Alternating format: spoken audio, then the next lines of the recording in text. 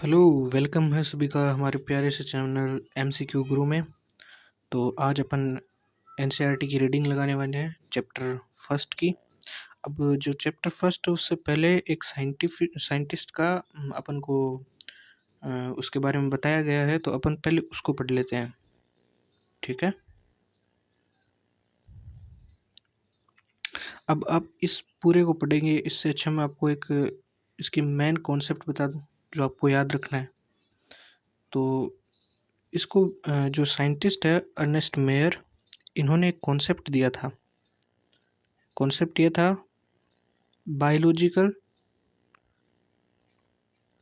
Biological concept concept of species.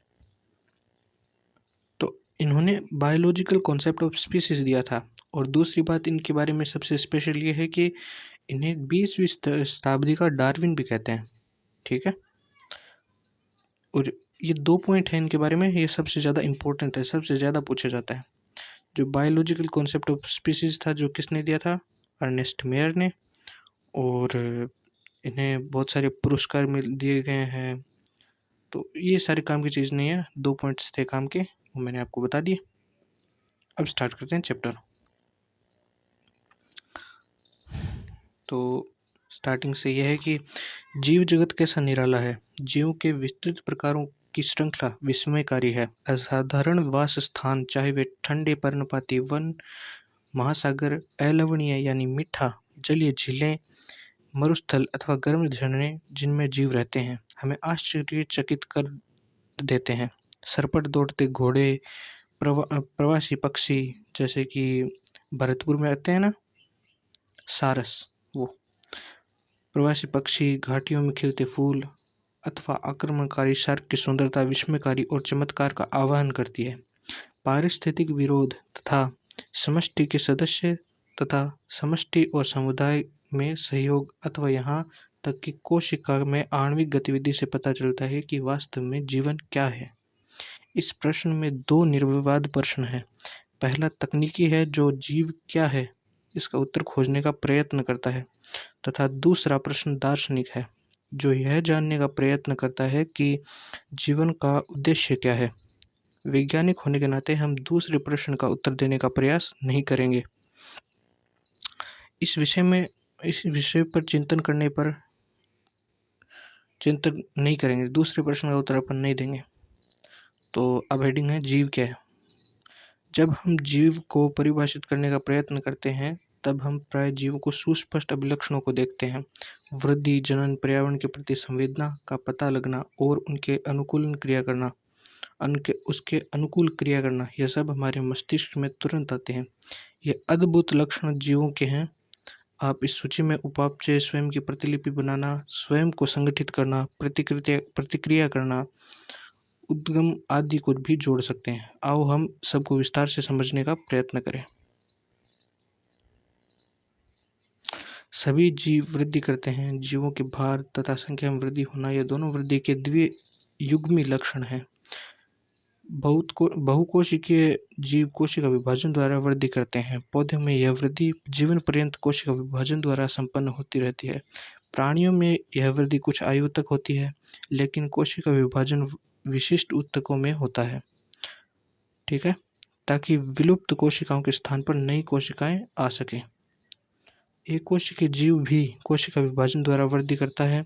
बड़ी सरलता से कोई भी इसे पात्र संवर्धन में सूक्ष्मदर्शी माइक्रोस्कोप से देखकर कोशिकाओं की संख्या गिन सकता है। अधिकांशतः उच्च कोटि के प्राणियों, पादपों में वृद्धि, जनन पारस्परिक घटनाएं हैं। हमें याद रखना चाहिए कि जीव के भार में वृद्धि होने को भी वृद्धि समझा जाता है। यदि हम भार को वृद्धि का अभिलक्षण मानते हैं, तो निर्जीवों के भार में भी वृद्धि होती है। पर्वत, गोलाश्म, रेत के टीले वृद्धि करते हैं, लेकिन निर्जीवों में इस प्रकार की वृद्धि उनकी सतह पर पदार्थों के एकत्र होने के कारण होती है।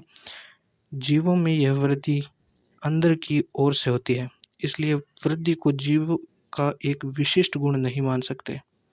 जीवों में यह लक्षण जिन परिस्थितियों में परिलक्षित होता है, उनका विवेचना करके ही यह समझना चाहिए कि जीव तंत्र के लक्षण हैं। इस प्रकार जनन भी जीव का अभिलक्षण है। वृद्धि के संदर्भ में इस तथ्य की व्याख्या हो सकती है। बहुकोश के जीवों में जनन का अर्थ अपनी संतति उत्पन्न करना है, जिसके अभिलक्षण लगभग उसे माता पिता से मिलते हैं। निर्विवाद रूप से हम लैंगिक जनन के विषय में चर्चा कर रहे हैं। जीव अलैंगिक जनन भी करते हैं। फंजाई, कवक लाखों अलैंगिक बीजाणुओं द्वारा गुणन करते हैं, बड़ी सरलता से फैल जाते हैं। निम्न कोटि के जीवों जैसे यीस्ट, हाइड्रा मुकुलन द्वारा जनन करते हैं। प्लिनेरिया चपटाक्रमी में वास्तविक पुनर्जनन होता है, अर्थात एक खंडित जीव अपने शरीर के लुप्त अंग को पुनः जीवित कर लेता है।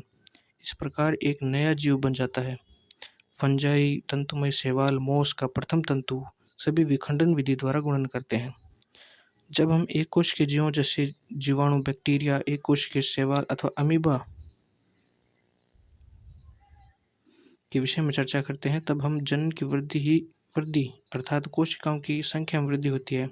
हम पहले ही कोशिकाओं की संख्या अथवा भार में वृद्धि होने को वृद्धि के रूप में परिभाषित कर चुके हैं।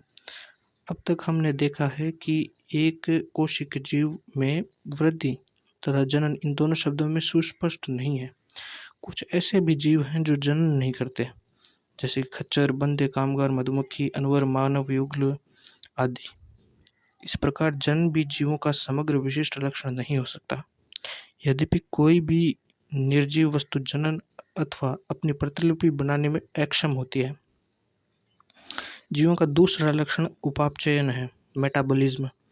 सभी जीव रसायनों से बने होते हैं। ये रसायन छोटे बड़े विभिन्न वर्ग, माप, क्रिया आदि वाले होते हैं, जो अनवरत जैव अणुओं में बदलते हैं, उनका निर्माण करते हैं। ये परिवर्तन रासायनिक अथवा उपापचय क्रियाएं हैं। जीव चाहे वह बहुकोशिक हो अथवा एक कोशिक हो, में हजारों उपापचय क्रियाएं होती हैं।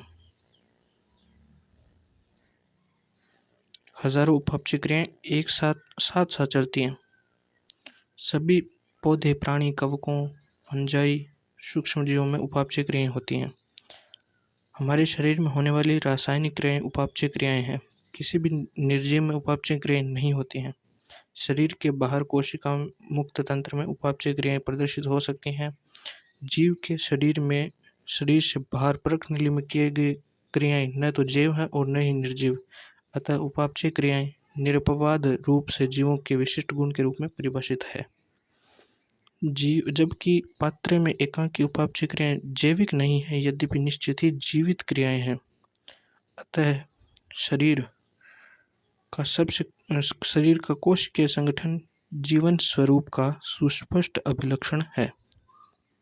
शायद सभी जीवों का सबसे स्पष्ट परंतु पेचीदा अभिलक्षण अपने आसपास के पर्यावरण के उद्दीपन है, जो भौतिक, रासायनिक अथवा जैविक हो सकता है।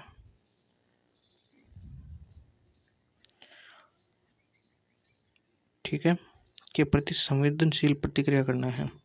जो भौतिक, रासायनिक और जैविक जो भी उद्दीपन जीव को मिलते हैं, उनके प्रति प्रतिक्रिया करना ही जीव का एक सुस्पष्ट लक्षण हो सकता है, जिसे अपन कॉन्शियसनेस कहते हैं। हम अपने संवेदी अंगों द्वारा अपने पर्यावरण से अवगत होते हैं।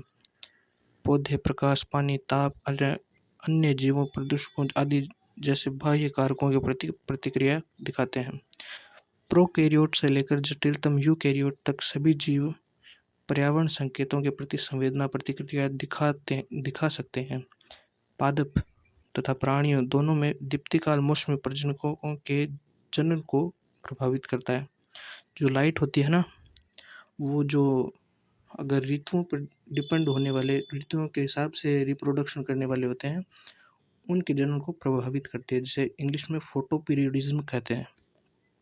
इसलिए सभी जीव अपने पर्यावरण से अवगत रहते हैं। मानव ही केवल ऐसा जीव है जो स्वयं से अवगत है, अर्थात स्वचेतन है, सेल्फ कॉन्शियस है।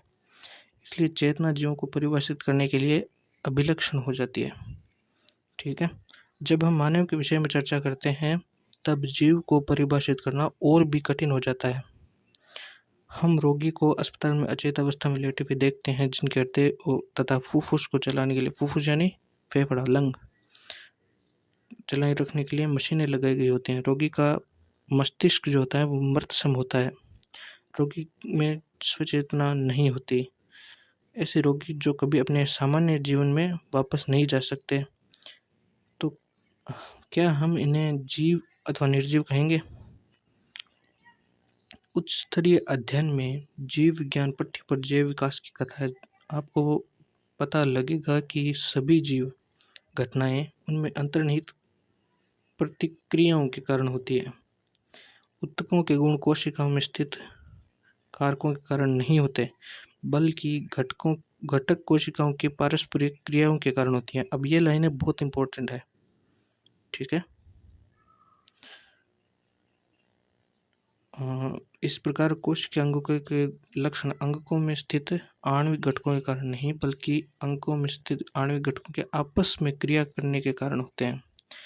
उच्च स्तरीय संगठन उद्गामी गुणधर्म इन प्रतिक्रियाओं के परिणाम स्वरूप होते हैं। सभी उच्च स्तरों पर संगठनात्मक जटिलता के पदानुक्रम में यह अद्भुत घटना यथार्थ है। अतः हम कह सकते हैं कि जीव स्व प्रतिकृतिशील, विकासशील तथा स्वनियमनकारी ऑटो रेगुलेटरी पारस्परिक क्रियाशील तंत्र है, जो बाह्य उद्दीपनों के प्रति अनुक्रिया की क्षमता रखते हैं।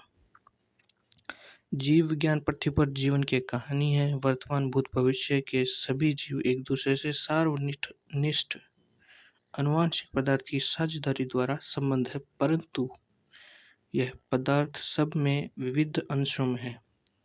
किसी में छोटा है तो किसी में बड़ा है। जैसे कि जो इकोलाई होती है उसके अंदर छोटा डीएनए होता है।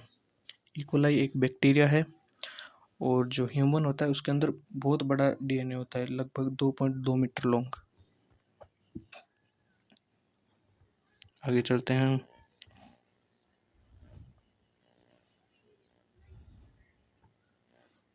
क्या हो रहा है?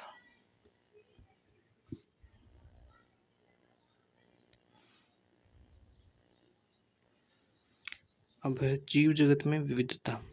यदि आप अपने आसपास देखें तो आपको जीवों की बहुत सी किस्में देखेंगे। ये किस्में गमले में उगने वाले पौधे, कीट, पक्षी, पालतू अथवा अन्य प्राणी व पौधे हो सकते हैं। बहुत से ऐसे जीव भी होते हैं जिन्हें आप आंखों की सहायता से नहीं देख सकते, लेकिन आपके आसपास ही हैं। यदि आप अपने अवलोकन के क्षेत्र को बढ़ाते हैं तो आपको विविधता की एक बहुत बड़ी श्रृंखला दिखाई पड़ेगी। स्पष्टतः आप किसी सघन वन में जाएं तो आपको जीवों की एक बहुत बड़ी संख्या तथा उनकी कई किस्में दिखाई पड़ेंगी। प्रत्येक प्रकार के पौधे, जंतु, जीव जो आप देखते हैं किसी एक प्रजाति स्पीशीज का प्रतीक है। एक जीव एक स्पीशीज को इंडिकेट या डिनोट करता है।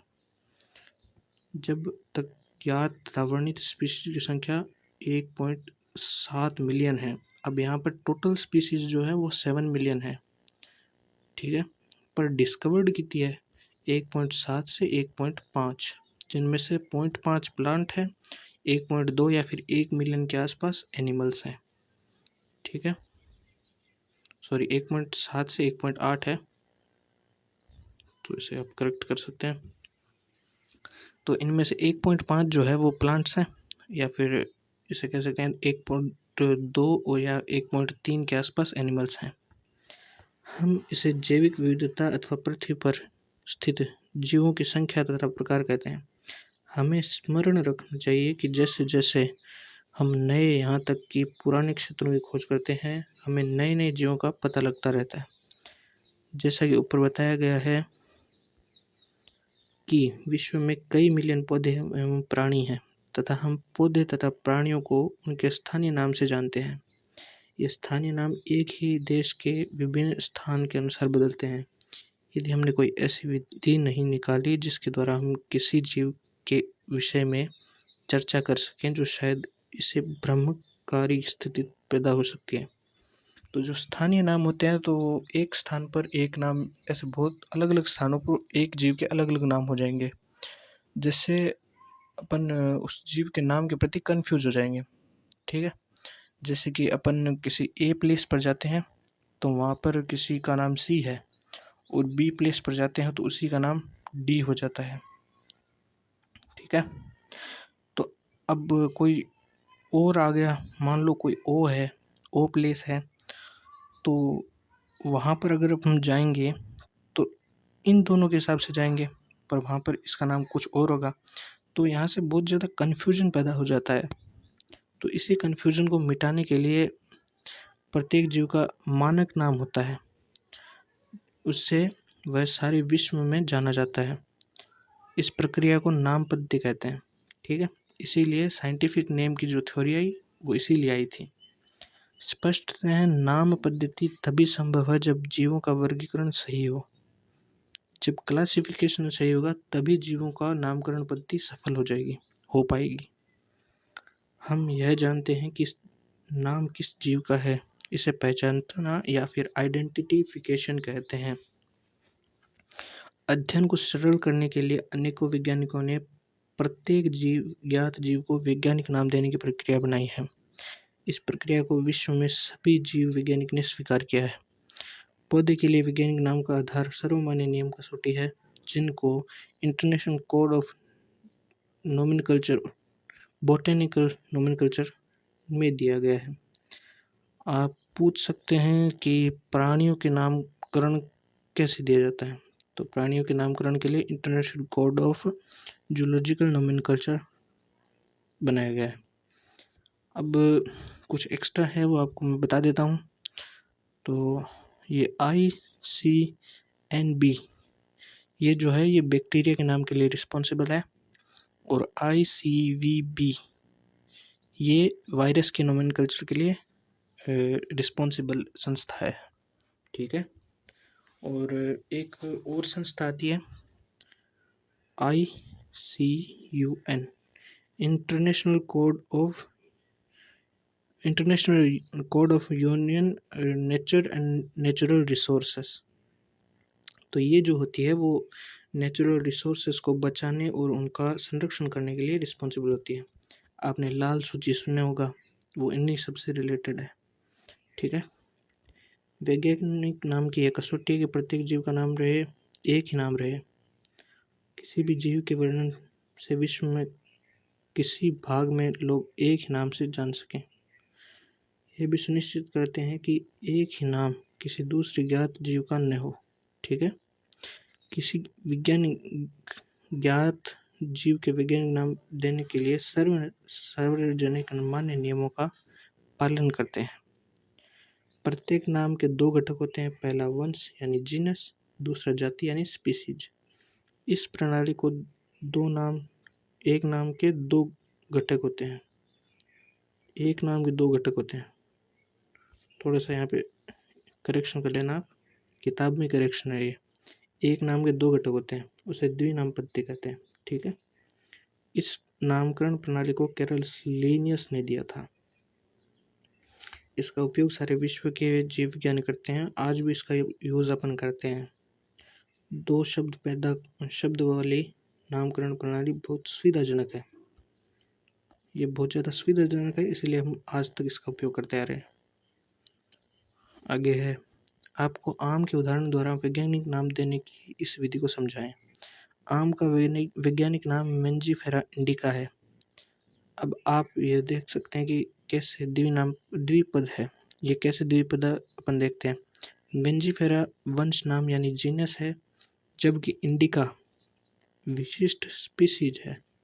ठीक है, यह जाति संकेत पद है। नाम पद्धति के अन्य सार्वजनिक नियम निम्नलिखित है। अब इसके रूल्स देखते हैं अपन। जैविक नाम प्राय लैटिन भाषा में होते हैं, पर लिखते समय उन्हें टेढ़ा लिखा जाता है, इटैलिक फॉर्म में लिखा जाता है। ठीक है, होते किस भाषा में? लैटिन। अब लैटिन में इसलिए होते हैं क्योंकि लैटिन एक डेड लैंग्वेज होती है, एक शब्द का एक ही अर्थ होता है। ठीक है, तिरछे अक्षरों में लिखे जाते हैं, तिरछे बोले तो इटैलिक फॉर्म में। इनका उद्भव चाहे कहीं से भी हुआ हो, इन्हें लैटिनीकरण अथवा इन्हें लैटिन भाषा का व्युत्पन्न डेरिवेटिव समझा जाता है। जैविक नाम में पहला शब्द वंश नाम है, जबकि दूसरा पद जाति संकेत पद है।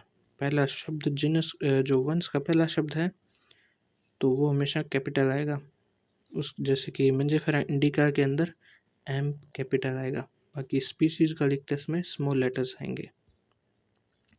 तीसरा है, जैविक नाम को जब हाथ से लिखते हैं तब दोनों शब्दों को अलग अलग रेखांकित अथवा छपाई में तिरछा लिखना चाहिए।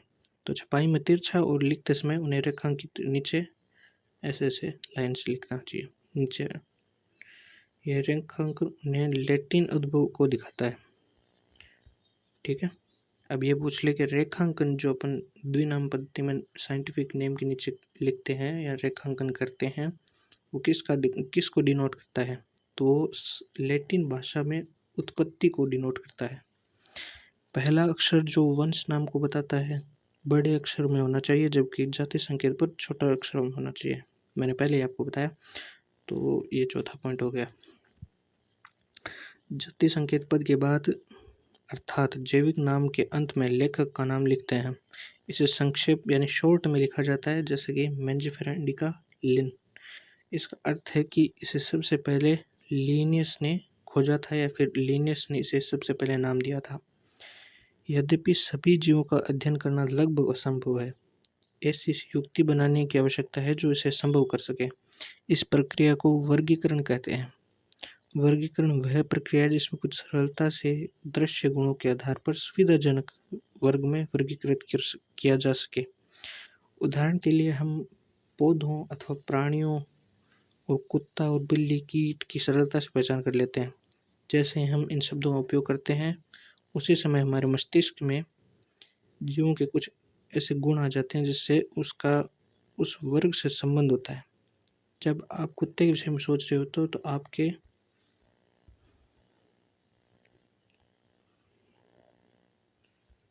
तो आपके मस्तिष्क में क्या प्रतिबिंब आता है? स्पष्टतः आप कुत्ते को देखेंगे, न कि आप बिल्ली को देखेंगे, जो कि एकदम सच है।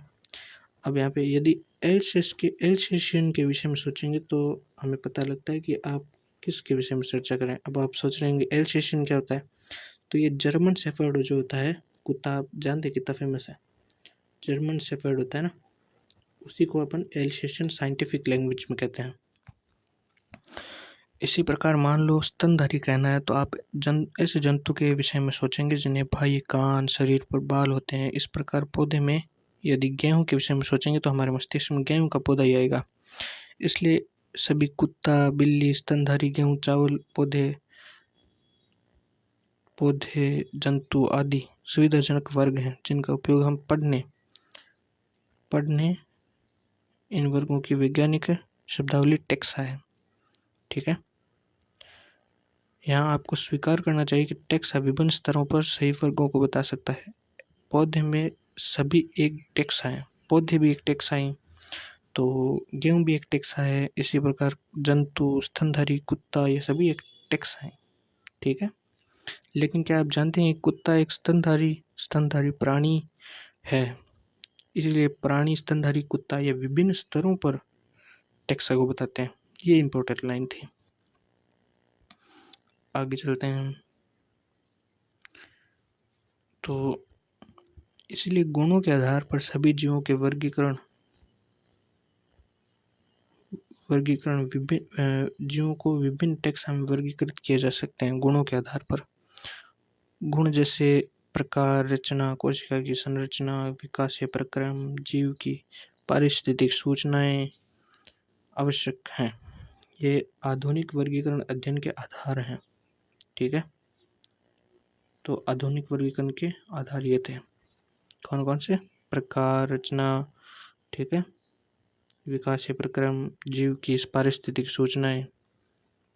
अब आगे देखते हैं। इसलिए विशेषीकरण, पहचान, अभिज्ञान, वर्गीकरण, नामपत्ति ऐसे प्रकरण प्रणाली हैं जिसे वर्गीय विज्ञान का आधार है। अब ये सबसे बड़ी इम्पोर्टेंट लाइन, सबसे ज़्यादा इम्पोर्टेंट लाइन यही थे। ठीक है, दोबारा देख लेते हैं इसे। इसलिए विशेषीकरण, कैरेक्टराइजेशन, पहचान यानी आइडेंटिफिकेशन, वर्गीकरण, नामपत्ति, ये क्लासिफिकेशन और नोमेनक्लेचर आदि ऐसे प्रक्रम हैं जो वर्गीय विज्ञान के आधार हैं। ठीक है, वर्ग की कोई नई नहीं है, मानव सदैव विभिन्न प्रकार से जीवों के विषय में अधिकाधिक जानने का प्रयत्न करता रहे है, विशेष रूप से उनके विषय में जो उनके लिए अधिक उपयोगी थे या लाभकारी थे। आदिमानव को अपनी मूलभूत आवश्यकताओं जैसे भोजन, कपड़े, आश्रय के लिए नए-नए स्रोत खोजने पड़ते थे। इसलिए विभिन्न जीवों के वर्गीकरण का आधार उपयोग पर आधारित था। काफ़ी समय से मानव विभिन्न प्रकार के जीवों के विषय में जानने और उनकी विविधता सहित उनके संबंध में रुचि लेता रहा है। अध्ययन की शाखा को वर्गीकरण या सिस्टेमैटिक्स कहते हैं। सिस्टेमैटिक शब्द लैटिन सिस्टेमा से आया है, जिसका अर्थ जीवों की नियमित व्यवस्था है। लिनियस ने अपने पब्लिकेशन का टाइटल सिस्टेमा नेचर चुना। ठीक है। वर्गीकरण पद्धति में पहचान, नाम पद्धति, वर्गीकरण को शामिल करके इस क्षेत्र को बढ़ा दिया गया है। वर्गीकरण पद्धति में जीवों के विकास या संबंध का भी ध्यान रखा जाता है। अब अपन देखते हैं वर्गीकी संवर्ग। ठीक है। वर्गीकी एकल सोपान प्रक्रम नहीं है, बल्कि इसमें पदानुक्रम सोपान होते हैं। इसमें प्रत्येक सोपान पद अथवा वर्ग को प्रदर्शित करता है। इसमें प्रत्येक सोपान एक पद अथवा वर्ग को प्रदर्शित करता है। चूंकि संवर्ग समस्त वर्गी की व्यवस्था है, इसलिए इसे वर्ग की संवर्ग कहते हैं और तभी सारे संवर्ग मिलकर वर्गीकी पदानुक्रम बनाते हैं। प्रत्येक संवर्ग वर्गीकरण की एक इकाई को प्रदर्शित करता है। वास्तव में यह एक पद को दिखाता है और इसे प्राय वर्गीकी या टैक्सोन कहते हैं। वर्गीकी संवर्ग तथा पदानुक्रम का वर्णन एक उदाहरण द्वारा कर सकते हैं। कीटों जीवों के एक वर्ग को दिखाता है। जो कीट है वो जीवों के एक वर्ग को दर्शाता है, एक क्लास को दर्शाता है, जिसमें एक समान गुण वाले 3 जोड़ी संधिपाद टांगे होती हैं। 3 जोड़ी यानी 6 होती हैं। इसका अर्थ है कि कीट स्वीकारणीय सुस्पष्ट जीव है। स्वीकारणीय सुस्पष्ट जीव है कीट, जिसका वर्गीकरण किया जा सकता है। ठीक है। इसलिए किया जा सकता है इसलिए इसे एक पद अथवा संवर्ग का दर्जा दिया गया है। क्या आप ऐसे किसी जीव के अन्य वर्ग का नाम बता सकते हैं? स्मरण रहे कि वर्ग संवर्ग को दिखाता है। प्रत्येक पद वर्ग वास्तव में वर्गीकरण की एक इकाई को बताता है। ये वर्गीकी संवर्ग सुस्पष्ट जैविक है, न कि केवल आकार के समूह। ये सुस्पष्ट जैविक है, ये इम्पोर्टेंट लाइन है। ये वर्गीकी संवर्ग सुस्पष्ट जैविक है। वर्ग या संवर्ग सुस्पष्ट जैविक है, न कि केवल आकार की समूहन। ठीक है। सभी ज्ञात जीवों के वर्ग के अध्ययन से सामान्य संवर्ग जैसे जगत, किंगडम, संघ, फाइलम। अब फाइलम एनिमल के लिए है और पौधों के लिए इसे डिवीजन या भाग कहते हैं। वर्ग, क्लास, गण, ऑर्डर, कुल, फैमिली, वंश यानी जीनस, जाति यानी स्पीसीज, ठीक है, का विकास हुआ है। पौधे तथा प्राणियों दोनों में स्पीसीज सबसे निचले संवर्ग में आती है। अब आप यह प्रश्न पूछ सकते हैं कि किसी जीव को विभिन्न संवर्गों में कैसे रखते हैं। इसके लिए मूलभूत आवश्यकता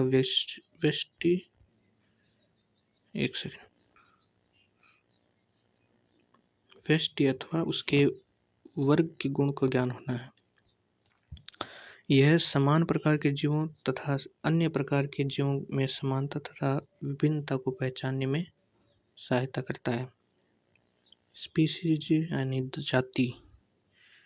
अब अपन जो टेक्सोनोमिकल 7 कैटेगरी जो हैं वर्ग की पदानुक्रम किंगडम से लेकर स्पीसीज तक, उनको पढ़ते हैं। तो सबसे पहले नीचे से ऊपर तक चलते हैं। सबसे पहले है स्पीसीज यानी जाति। वर्गीकी अध्ययन में जीवों के वर्ग जिसमें मौलिक समानता होती है उसे स्पीसीज कहते हैं। हम किसी भी स्पीसीज को उनमें समीपस्थ संबंधित स्पीसीज से उनके आकारिकी विभिन्नता के आधार पर उन्हें एक दूसरे से अलग कर सकते हैं। हम इसके लिए मेंजिफेरा इंडिका यानी आम, सोलिनम ट्यूबरोसम और पैंथेरा लियो के उदाहरण लेते हैं। इन तीनों नामों में इंडिका, ट्यूबरोसम, लियो जाति संकेत पद हैं, जबकि मेंजिफेरा, सोलिनम, पैंथेरा ये सब वंश के नाम हैं और यह टैक्सा अथवा संवर्ग का भी निरूपण करते हैं। प्रत्येक वंश में एक अथवा एक से अधिक जाति संकेत पद हो सकते हैं जो विभिन्न जीवों जिनमें आकार के गुण समान हो को दर्शाते हैं या दिखाते हैं। उदाहरण, पैंथेरा में एक अन्य जाति संकेत पद जैसे टिग्रिस यानी टाइगर है, तो पैंथेरा टिग्रिस टाइगर का साइंटिफिक नेम है। और सोलेनम वंश में नाइग्रम जो मकोई है उसे सोलेनम नाइग्रम कहते हैं। मेलोंजेना यानी बैंगन, सोलेनम मेलोंजेना मतलब बैंगन है, ठीक है। मानव की जाति सैपियंस है और होमो वंश से आता है मानव, और मानव का वैज्ञानिक नाम हो गया होमो सैपियंस, ठीक है। अब हमारे पास है जीनस यानी वंश। वंश में संबंधित स्पीशीज का एक वर्ग आता है जिसमें स्पीशीज के गुण अथवा वंश में स्थित स्पीशीज की तुलना में समान होते हैं। हम कह सकते हैं कि वंश संबंधित स्पीशीज का समूह है। आलू, टमाटर, बैंगन ये सब अलग अलग स्पीशीज हैं लेकिन सभी सोलेनम वंश में आते हैं। शेर यानी पैंथेरा लियो, चीता पैंथेरा पार्डस, टाइगर यानी बाघ जो है पैंथेरा टिग्रिस जिसमें बहुत से गुण हैं, ये सभी पैंथेरा वंश में आते हैं। यह वंश दूसरे वंश फेलिस जिसमें बिल्ली आती है से भिन्न है, ठीक है। आगे है कुल यानी फैमिली। अगला संवर्ग कुल यानी फैमिली जिसमें संबंधित वंश यानी जीनस आते हैं। वंश जो है स्पीशीज की तुलना में कम समानता प्रदर्शित करते हैं। कुल के वर्गीकरण का आधार पौधों के कायिक तथा जननिक गुण हैं। अब भाई ये लाइन सबसे इम्पोर्टेंट है हमारे पास, जो कुल के वर्गीकरण का आधार जो है वो कायिक तथा जननिक गुण है, ठीक है। उदाहरणार्थ, पौधों में 3 वंश सोलेनम, पिटूनिया, धतूरा का सोलेनेसी कुल में है, ठीक है। ये तीनों जो जीनस हैं, जीनस यानी वंश, सोलेनम, पिटूनिया, धतूरा को सोलेनेसी फैमिली के अंदर रखते हैं। जबकि प्राणी वंश पैंथेरा जिसमें बाघ, चीता आदि आते हैं को फेलिस यानी बिल्ली के साथ फेलिडी कुल के अंदर रखा गया है। इसी प्रकार यदि आप बिल्ली, कुत्ते के लक्षण को देखें तो आपको दोनों में कुछ समानताएं तथा कुछ विभिन्नताएं दिखाई देती है। उन्हें क्रमशः 2 विभिन्न कुल कैनिडी तथा फेलिडी में रखा गया है। गण यानी ऑर्डर। अब अगली कैटेगरी पढ़ लेते हैं, ऑर्डर। तो ऑर्डर को पढ़ते हैं। आपने देखा है कि संवर्ग जैसे स्पीशीज, वंश, कुल समान 3 लक्षणों पर आधारित है। प्राय गण तथा उच्चतर वर्ग की संवर्ग की पहचान लक्षणों के समूहन। अब ये लाइन यहाँ पे सबसे इम्पोर्टेंट है। अन्य उच्चतर वर्ग की संवर्ग लक्षणों के समूहन क्या पर आधारित है। गण में उच्चतर वर्ग के कारण कुलों के समूह होते हैं, ठीक है। गण में कुलों के समूह होते हैं। आगे देखते हैं।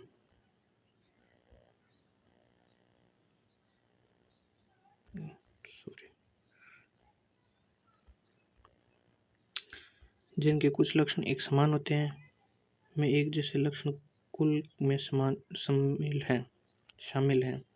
विभिन्न वंश की अपेक्षा कम होते हैं।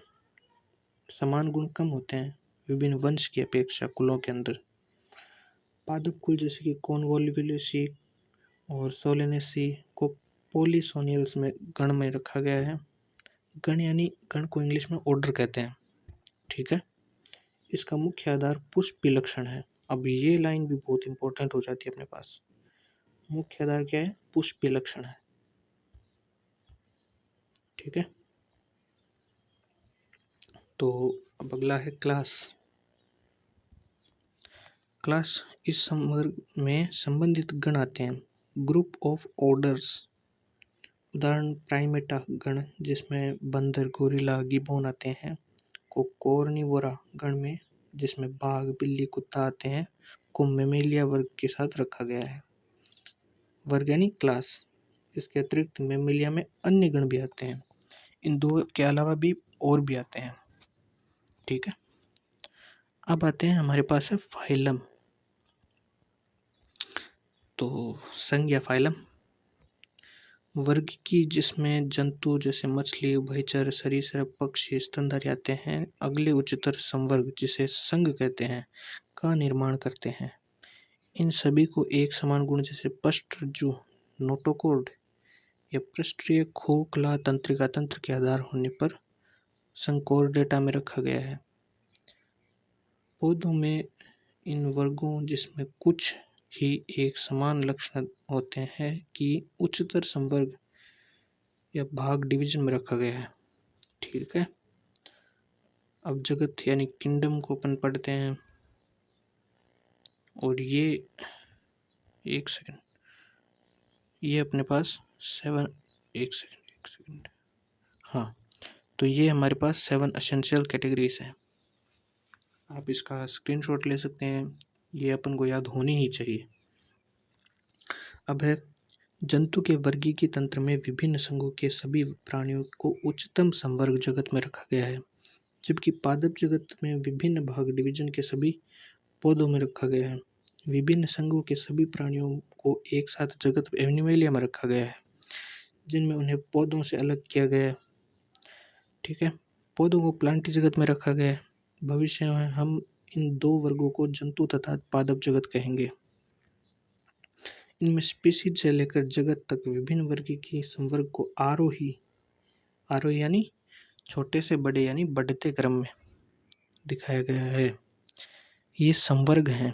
यद्यपि वर्गीकी विज्ञानियों ने इस पदानुक्रम में उपसंवर्ग भी बनाए हैं, जिनमें विभिन्न टेक्सा का उचित वैज्ञानिक स्थान देने में सुविधा होती है। चित्र 1.1 में पदानुक्रम को देखें। क्या आप व्यवस्था के आधार का स्मरण कर सकते हो?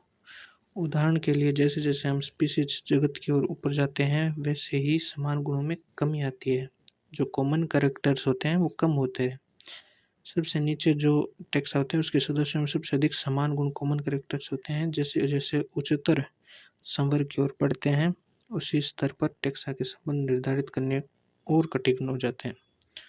जो जैसे जैसे बढ़ते जाते हैं ना, वैसे वैसे जो कॉमन कैरेक्टर्स हैं वो कम होते जाते हैं। इसीलिए वर्गीकरण की समस्या और भी जटिल हो जाती है। आगे चलते हैं। अब ये चैप्टर हमारा यहाँ पे कंप्लीट हो गया। तो अब ये सारणी, ये टेबल जो है ये हमको याद होनी चाहिए। अब इसके अंदर अपन को 4 जो ऑर्गेनिज्म हैं, पहला मानव, दूसरा मधुमक्खी, घरेलू मधुमक्खी, और तीसरा आम, और चौथा है गेहूँ, इनके बारे में बताया गया। तो मानव ना, उसका साइंटिफिक नेम अपन को पता है होमो सैपियंस, और जो उसका जीनस यानी वंश जो है वो होमो होता है। जो कुल यानी फैमिली है वो होमोनिडी होती है। गण यानी ऑर्डर प्राइमेटा है। वर्ग क्लास यानी मेमेलिया क्लास से है। और संघ या संघ कहेंगे, इसे फाइलम कहेंगे क्योंकि ये एक एनिमल है, तो ये कोर्डेटा से आता है। घरेलू मधुमक्खी जिसका नाम साइंटिफिक नाम है मस्का डोमेस्टिका, मस्का इसकी जीनस है। म्यूसिडी इसका फैमिली है। डिप्टेरा इसका ऑर्डर यानी गण है। इंसेक्टा इसकी क्लास यानी वर्ग है। ऑर्थ्रोपोडा इसका फाइलम यानी संघ है। ठीक है, अब आम जो कि प्लांट है, मेंजिफेरा इंडिका, मेंजिफेरा जो इसका वंश यानी जीनस है। कुल फैमिली, सेपिंडल्स यानी ऑर्डर गण, डाइकोटिलिडोनी वर्ग, और एंजियोस्पर्म इसका डिवीजन है। ठीक है। अब यहाँ पे डिवीजन काम में लेंगे अपन प्लांट के लिए। गेहूँ ट्रिटिकम एस्टिवम, ट्रिटिकम इसका जीनस है, पोएसी इसका फैमिली है, गण यानी ऑर्डर, पोएल्स हो गया, और मोनिकोटिलिडोनी ये इसकी क्लास हो गई, एंजियोस्पर्म इसका डिवीजन हो गया। ठीक है। अब ये वर्गीय सहायता साधन ये अब आपके हट चुके हैं, पर फिर भी अगर किसी को पढ़ना है तो आप कमेंट कर सकते हैं। इसी के साथ हमारा चैप्टर ख़त्म होता है। अगला चैप्टर जो है बायोलॉजिकल क्लासिफिकेशन अपन अगले वीडियो में डिस्कस करेंगे। तो इसके लिए थैंक यू अब, और चैनल को सब्सक्राइब करें। ठीक है, थैंक यू।